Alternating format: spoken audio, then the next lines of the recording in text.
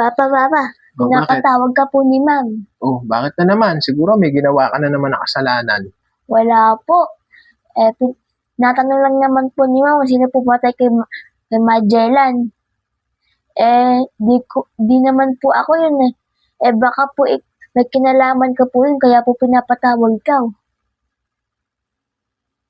Kay Magellan? Wala naman akong pinapatay na Magellan ah. Tsaka wala sa lahi natin yung mamamatay tao. Lagi mong tatandaan, anak. Kahit minsan, kahit nahirap lang tayo, hindi tayo naging mamamatay tao. Kaya sige, haharapin natin yung teacher mo. Patutunayan natin na hindi tayo pumatay kay Magellan. Tara.